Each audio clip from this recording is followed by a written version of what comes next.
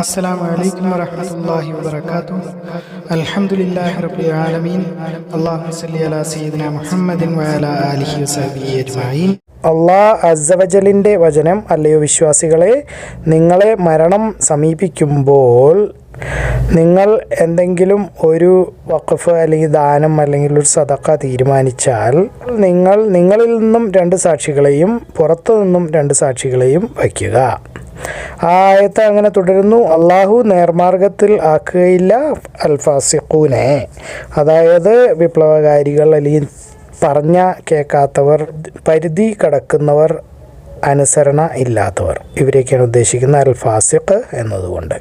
5-ാം സൂറത്ത് 106, 107, 108 ആയത്തുകൾ. ഖൗലില്ലാഹി അസ്സ വജല്ല യാ അയ്യുഹല്ലദീന ആമനൂ ശഹാദതു ബൈനിക്കും ഇദാ ഹദറ അഹദകുമുൽ മൗത്ത് ഹീനൽ വസിയ്യതി ഇസ്നാനി ദവാ അദ്ലിൻ منكم أو آخران من غيركم إلى قوله والله لا يهدي القوم الفاسقين. അൽ-മാഇദ 106, 107, 108. ഇബ്നു അബ്ബാസ് റളിയല്ലാഹു അൻഹു വിശദീകരിക്കുന്നു, ബനി സഹ്മ് ഗോത്രത്തിൽ നിന്നുള്ള ഒരാൾ തമീമദ്ദാരിയോടും ഹദിയ് ബിൻ ബദ്ദായിനോടൊപ്പം യാത്ര പോയി. ബനി സഹ്മിൽ നിന്നുള്ള ആ മനുഷ്യൻ ഏതോ ഒരു നാട്ടിൽ, മുസ്ലിങ്ങളില്ലാത്ത ഏതോ ഒരു നാട്ടിൽ വെച്ച് മരിച്ചുപോയി. തമീമുദ്ദാരിയും ഹദിയും തിരിച്ച് വന്നപ്പോൾ ആ മരിച്ച ആളുടെ സമ്പത്തൊക്കെ ആയിട്ടാണ് വന്നത്. വന്നപ്പോൾ അവർ പറഞ്ഞു, ഒരു സാധനം അതിനകത്ത് കാണാതെ പോയിട്ടുണ്ട്. ഒരു വെള്ളിപ്പാത്രമായിരുന്നു, അതിൽ സ്വർണം കൊണ്ട് എഴുതിയിട്ടുണ്ടായിരുന്നു. അള്ളാഹുവിൻ്റെ റസൂൽ സല്ലല്ലാഹു അലൈഹി വസല്ലം അവരെയും കൊണ്ട് സത്യം ചെയ്യിപ്പിച്ചു. അതായത് അവർ പറഞ്ഞത് സത്യമാണ് എന്നുള്ളത്, അവരുടെ അവകാശം സത്യമാണെന്ന് സ്ഥാപിക്കാൻ വേണ്ടിയിട്ട്. പക്ഷെ പിന്നീട് ആ പാത്രം മക്കയിൽ ആരുടെയോ ഒരാളുടെ കയ്യിൽ കണ്ടു. അയാളോട് ചോദിച്ചപ്പോൾ അയാൾ പറഞ്ഞു അത് തമീമിൻ്റെയും ഹദിയൻ്റെയും അടുത്തുനിന്ന് വാങ്ങിയതാണ് എന്ന് പറഞ്ഞു. മരിച്ച ആളുടെ ബന്ധുക്കളിൽ നിന്ന് 2 സാക്ഷികൾ എഴുന്നേറ്റ് നിന്നു.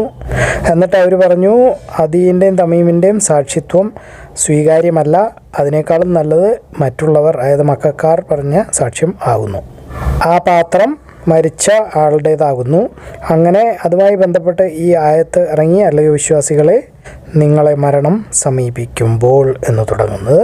അതങ്ങനെ തുടരുന്നു. 5-ാമത്തെ സൂറത്ത് 106-ാമത്തെ ആയത്ത്.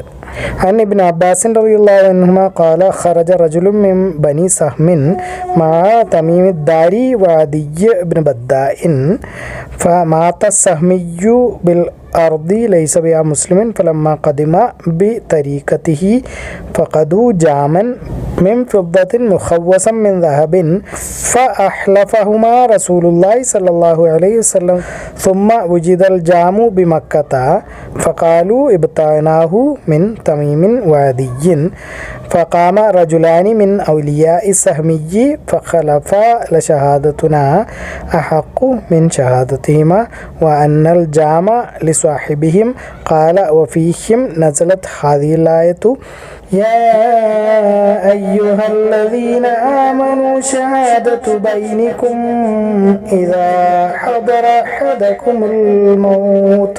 അൽ-മാഇദ 106.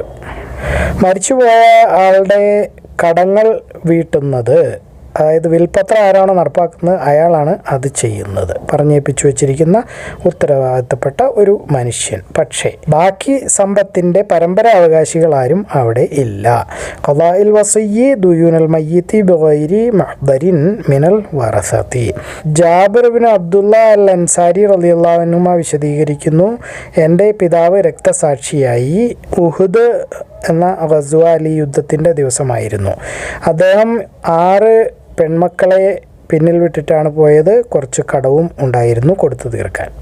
ഈന്തപ്പഴം പറിക്കുന്ന സമയമായപ്പോൾ ഞാൻ അള്ളാഹുവിൻ്റെ റസൂൽ സല്ലല്ലാഹു അലൈഹി വസല്ലമയുടെ അടുത്തേക്ക് ചെന്നു. എന്നിട്ട് ഞാൻ പറഞ്ഞു, അല്ലയോ അള്ളാഹുവിൻ്റെ റസൂലേ, താങ്കൾക്ക് അറിയാമല്ലോ എൻ്റെ പിതാവ് രക്തസാക്ഷിയായി ഉഹദിൽ വച്ച്. അദ്ദേഹത്തിൻ്റെ മേലിൽ കടവും ഉണ്ടായിരുന്നു. ഞാൻ ആഗ്രഹിക്കുന്നു ആ കടം കിട്ടാനുള്ളവർ താങ്കളെ കാണണം എന്ന്. അല്ലെങ്കിൽ താങ്കൾ അവരെ കാണണം എന്ന്. റസൂൽ സല്ലല്ലാഹു അലൈഹി വസല്ലം പറഞ്ഞു, നീ പോയി ഈന്തപ്പഴമൊക്കെ പറിക്കുക, എന്നിട്ട് അത് പല തരം തിരിച്ച് വയ്ക്കാൻ പറഞ്ഞു കൂമ്പാരമായിട്ട്. അതായത് നല്ലത്, കുറഞ്ഞത്, ഒന്നാം തരം, രണ്ടാം തരം, അങ്ങനെയൊക്കെയാണ്. ഞാൻ അങ്ങനെയൊക്കെ ചെയ്തു. എന്നിട്ട് അദ്ദേഹത്തിനെ വിളിച്ചു. അദ്ദേഹത്തിനെ കണ്ടപ്പോൾ കടക്കാർ അല്ലെങ്കിൽ കടം കിട്ടാനുള്ളവർ പറയാൻ തുടങ്ങി, ഞങ്ങൾക്ക് കിട്ടാനുള്ളതൊക്കെ കിട്ടണം എന്ന് വാശി പിടിക്കാൻ തുടങ്ങി, അല്ലെങ്കിൽ നിർബന്ധിക്കാൻ തുടങ്ങി. അവർ പെരുമാറുന്നത് കണ്ടപ്പോൾ, അതായത് മോശമായ രീതിയിൽ അല്ലെങ്കിൽ ഒരല്പം അസ്വീകാര്യമായ രീതിയിൽ, പക്ഷെ കടം കിട്ടാനുള്ളവർക്ക് മോശമായി പെരുമാറാമെന്ന് നമ്മൾ മുമ്പ് ഹദീസ് കണ്ടിട്ടുണ്ട്. ഒച്ചെടുക്കുകയൊക്കെ ചെയ്യാൻ റസൂലിനെതിരെ ഒച്ചെടുത്തിട്ടുണ്ട്, വഴക്ക് പറഞ്ഞിട്ടുണ്ട് കിട്ടാനുള്ള പൈസയ്ക്ക് വേണ്ടിയിട്ട്. എന്നാലും ഇതിൽ പറയുകയാണ്, അവർ എങ്ങനെയാണോ പെരുമാറുന്നത് അത് കണ്ടപ്പോൾ അദ്ദേഹം അതിലുള്ള ഏറ്റവും വലിയ കൂമ്പാരത്തിന് ചുറ്റും 3 പ്രാവശ്യം നടന്നു. എന്നിട്ട് അതിൻ്റെ മുകളിലിരുന്നു. എന്നിട്ട് പറഞ്ഞു, നിങ്ങളുടെ സുഹൃത്തുക്കളെയൊക്കെ വിളിക്കൂ, അതായത് കടം കൊടുക്കാനുള്ളവരെയൊക്കെ വിളിക്കൂ എന്ന് പറഞ്ഞു. അദ്ദേഹം അവിടെ ഇരുന്ന് അളന്ന് കൊടുത്തുകൊണ്ടിരുന്നു. എൻ്റെ പിതാവിൻ്റെ കടം മുഴുവൻ അള്ളാഹു കൊടുത്തു വീട്ടുന്നവരെ. അള്ളാഹു ആണേ എനിക്ക് അല്ലെങ്കിൽ എൻ്റെ പെങ്ങന്മാർക്കോ അതിൽ നിന്ന് ഒരു ഈന്തപ്പഴം പോലും കിട്ടിയില്ലെങ്കിലും കുഴപ്പമില്ലായിരുന്നു. പക്ഷേ എൻ്റെ പിതാവിൻ്റെ കടം അള്ളാഹു കൊടുത്തു തീർത്താൽ മതിയായിരുന്നു എന്നായിരുന്നു എൻ്റെ ആഗ്രഹം. പക്ഷേ അള്ളാഹു ആണേ ആ കൂമ്പാരങ്ങൾ അതുപോലെ തന്നെ ഉണ്ടായിരുന്നു. അതായത് അളന്നു കൊടുക്കുന്നതിന് മുമ്പ് എന്തോരം ഉണ്ടായിരുന്നോ അതുപോലെ തന്നെ. അള്ളാഹുവിൻ്റെ റസൂൽ സല്ലല്ലാഹു അലൈഹി വസല്ലം കയറിയിരുന്ന കൂമ്പാരത്തിലേക്ക് ഞാൻ നോക്കി. അപ്പോൾ എനിക്ക് തോന്നി അതിൽ നിന്ന് ഒരു ഈന്തപ്പഴം പോലും എടുത്തതായി തോന്നുന്നില്ല എന്ന്. അള്ളാഹു തആല പറഞ്ഞു, അങ്ങനെ നാം അവർക്കിടയിൽ ശത്രുതയും വെറുപ്പും ഉണ്ടാക്കി. ഹദസനി ജാബിർ ബിൻ അബ്ദുല്ലാഹിൽ അൻസാരിയു റളിയല്ലാഹു അൻഹുമാ അന്ന അബാഹു ഇസ്തുശ്ഹിദ യൗമ ഉഹദിൻ വതറക 6 ബനാത്തിൻ വതറക അലൈഹി ദൈനൻ ഫലമ്മ ഹദറഹു ജിദാദുൻ നഖ്ലി അതൈതു റസൂലുള്ളാഹി സ്വല്ലല്ലാഹു അലൈഹി വസല്ലം ഫഖുൽതു യാ റസൂലല്ലാഹ് قد علمت أن والدي استشهد يوم أحد وترك عليه دينا كثيرا وإني أحب أن يراك الغرماء قال اذهب فبيدر كل تمر على ناحية ففعلت ثم دعوته فلما نظروا إليه غروا بي تلك الساعة فلما رأى ما يصنعون طاف حول أعظامها بيدرا 3 مرات ثم جلس عليه ثم قال ادعوا صحابك فما زال يكيل لهم حتى أدى الله أمانة والدي وأنا والله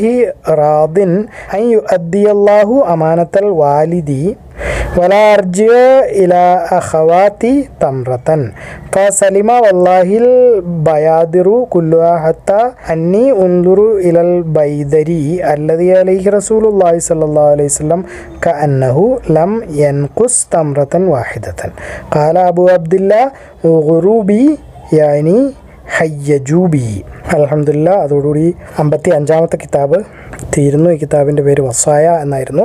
അതായത് വസിയ്യത്ത്, വിൽപത്രം, എഗ്രിമെൻ്റ്, കോൺട്രാക്റ്റ്, ഇങ്ങനെയൊക്കെ ഉള്ളതിനെ സംബന്ധിച്ചിട്ടുള്ളത്.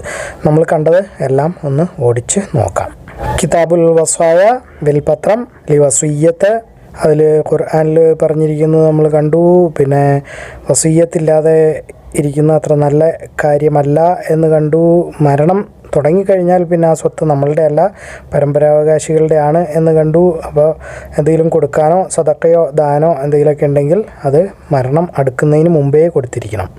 മരണം അടുത്തു വന്നാൽ പിന്നെ ആ സ്വത്ത് കൊടുക്കാൻ അവകാശമില്ല.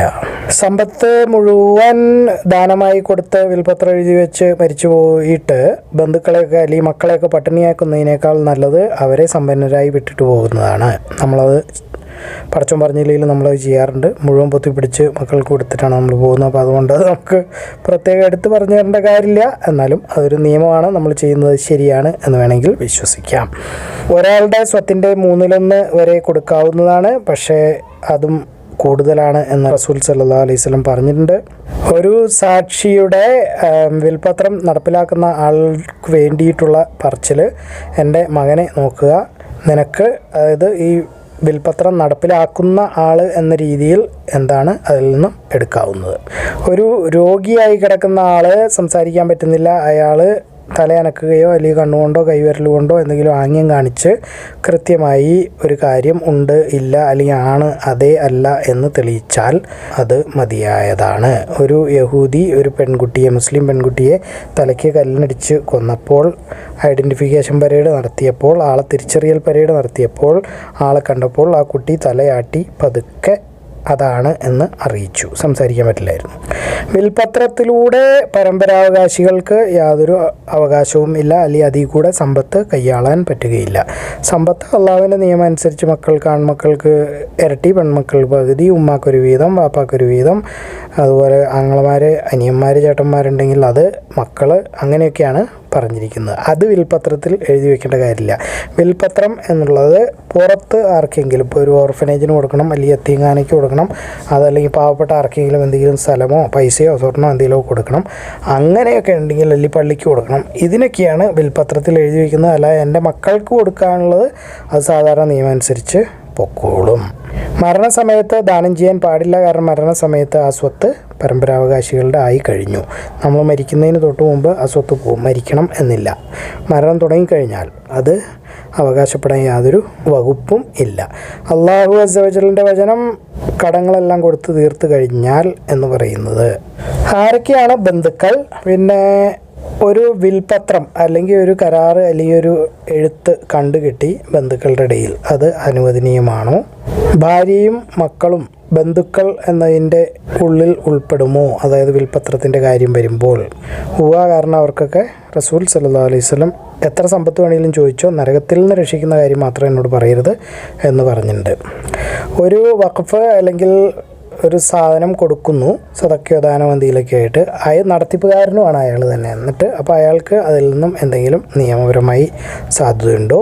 ഒരാൾ ഒരു വഖഫ് കൊടുക്കാൻ വേണ്ടി തീരുമാനിച്ചു, അതിൻ്റെ ആഗ്രഹം അറിയിച്ചു, അത് മനസ്സിൽ ഉദ്ദേശിച്ചു, ആ ഉദ്ദേശിക്കുമ്പോൾ തൊട്ട് അത് നിയമപരമായി സാധ്യതയുള്ളതാണ്.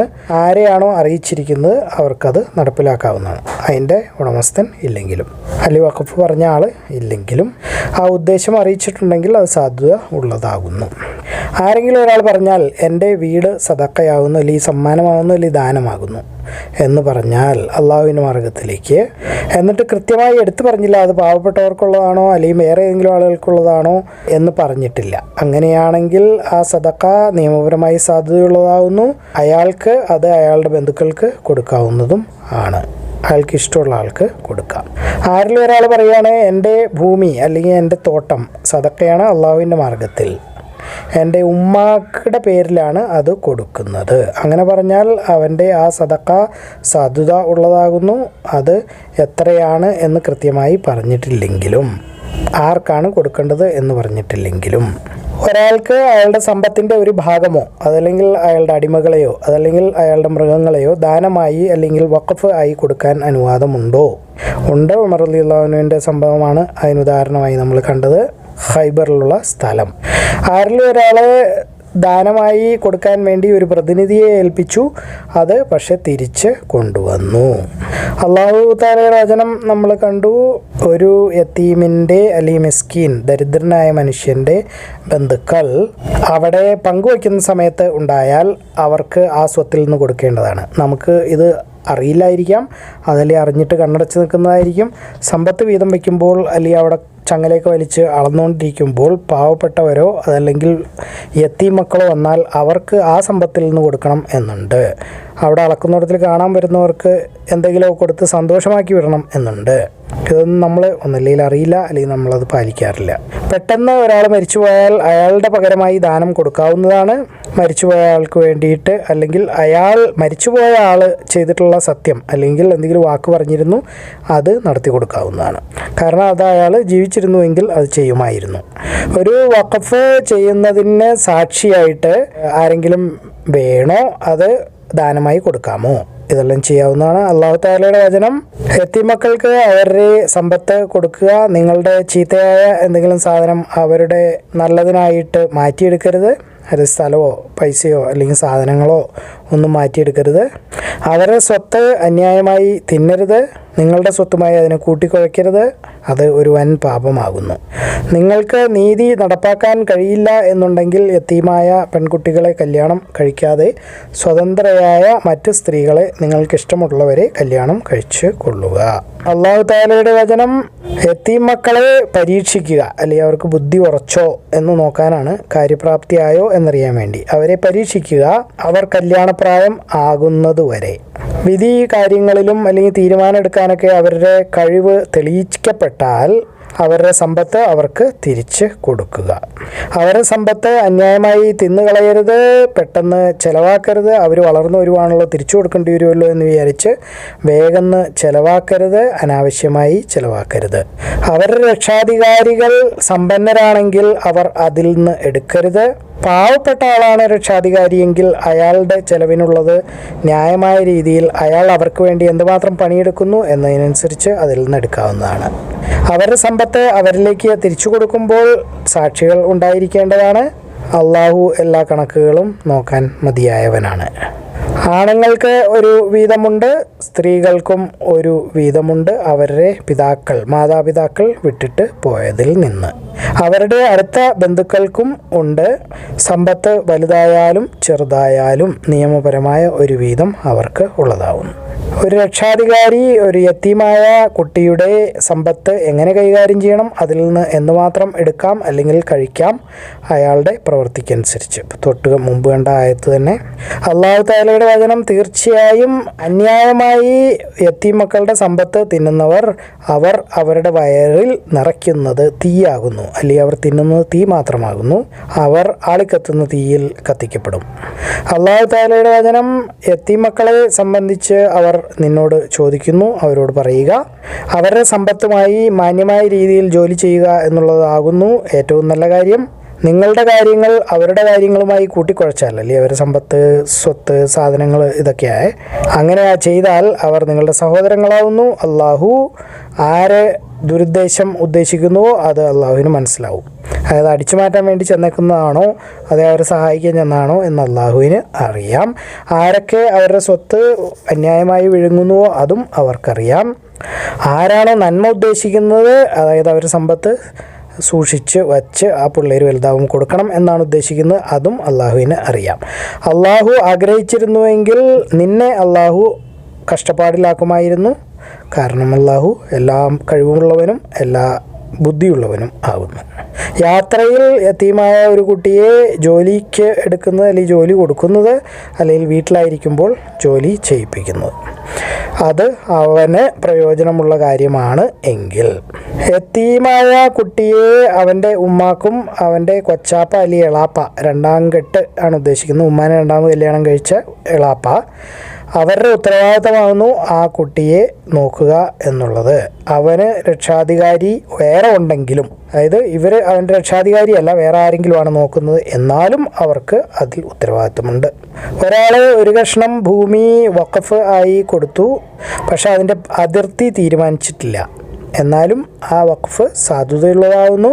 അതുപോലെ സാധനങ്ങൾ കൊടുക്കുമ്പോഴും ഇത് ബാധകമാണ്. കുറേ ആളുകൾ കൂടി അവർ തുല്യമായിട്ടോ അല്ലെങ്കിൽ ഏതെങ്കിലും രീതിയിലോ ഉടമസ്ഥതയിലുള്ള ഒരു സ്ഥലം വഖഫ് ചെയ്യുന്നു. അപ്പോൾ കുറേ ഉടമസ്ഥരുണ്ട്, 8 പേരുള്ള അല്ലെങ്കിൽ 4 പേരുള്ള. ആ വഖഫ് സ്ഥാപിച്ചിരിക്കുന്നതും അനുവദനീയമാണ്, അല്ലെങ്കിൽ നിയമപരമായി സാധുത ഉള്ളതാകുന്നു. വഖഫ് എങ്ങനെയാണ് എഴുതേണ്ടത്? ഒരു വഖഫിൽ നിന്നുള്ള വരുമാനം അത് സമ്പന്നര്, പാവപ്പെട്ടവര്, അതിഥികൾ ഇവർക്കൊക്കെ വേണ്ടി ചെലവാക്കാവുന്നതാണ്. വഖഫ് ഒരു കഷ്ണം സ്ഥലം പള്ളി പണിയുന്നതിന് വേണ്ടി വഖഫ് ചെയ്യാവുന്നതാണ്. കാരണം റസൂൽ സല്ലല്ലാഹു അലൈഹി വസല്ലം മദീന മസ്ജിദ് പണിതപ്പോൾ അങ്ങനെയാണ് ഉണ്ടായത്. മൃഗങ്ങളെ, പ്രത്യേകിച്ചും കുതിരയെ അല്ലെങ്കിൽ കുതിരകളെ, പിന്നെ സമ്പത്തിനെ അല്ലെങ്കിൽ സ്വർണത്തിനെ അല്ലെങ്കിൽ വെള്ളിയെ ഒക്കെ വഖഫായി കൊടുക്കുന്നത്. വഖഫ് സംരക്ഷിക്കുന്ന ആൾ അല്ലെങ്കിൽ നോക്കി നടത്തുന്ന ആൾക്കുള്ള ശമ്പളം. ആരെങ്കിലും ഒരാൾ ഒരു തുണ്ട് ഭൂമി എടുത്തു, അതല്ലെങ്കിൽ ഒരു കിണർ എടുത്തു, എന്നിട്ട് അതിനെ വഖഫായി കൊടുത്തു, അല്ലെങ്കിൽ ഇങ്ങനെ വ്യക്തമായി മുന്നോട്ട് വയ്ക്കുന്നു അല്ലെങ്കിൽ നിർദ്ദേശിക്കുന്നു, അവന് ആ വെള്ളത്തിൽ നിന്ന് പ്രയോജനം ഉണ്ടാവണം, മറ്റു മുസ്ലിങ്ങൾക്കും ഉണ്ടാവണം, അത് അനുവദനീയമാണോ? ഒരു വഖഫ് ചെയ്ത ആൾക്ക്, അത് സ്ഥാപിച്ച ആൾക്ക് ഇതിന് അനുവാദമുണ്ടോ? ഇങ്ങനെ പറയാൻ, അതായത് എനിക്ക് അതിൻ്റെ പൈസ വേണ്ട, ആ പൈസ ഞാൻ അള്ളാഹുവിനോട് മേടിച്ചോളാം. അൻസാരികൾ ചെയ്തതാണ്, അത് അനുവദനീയമാണ്. ഫ്രീ ആയിട്ട് കൊടുക്കുവാണ്, എനിക്ക് നിങ്ങളാരും അതിൻ്റെ പൈസ തരണ്ട, അള്ളാഹുടെ അടുത്ത് നിന്ന് ഞാനത് മേടിച്ചോളാം എന്ന്. അള്ളാഹു അസ്സവജലിൻ്റെ വചനം, അല്ലയോ വിശ്വാസികളെ, മരണം നിങ്ങളെ സമീപിക്കുമ്പോൾ നിങ്ങൾ ആരെങ്കിലും ഒരു വഖഫ് അല്ലെങ്കിൽ ഒരു ഉപദേശം എന്തെങ്കിലും കൊടുക്കണം എന്നുള്ളത് തീരുമാനിച്ചാൽ, അങ്ങനെയാണെങ്കിൽ നിങ്ങൾ 2 നീതിമാന്മാരായ മനുഷ്യരുടെ സാക്ഷിത്വം സ്വീകരിക്കുക, പിന്നെ 2 പുറത്തു നിന്നുള്ള ആളുകളുടെയും.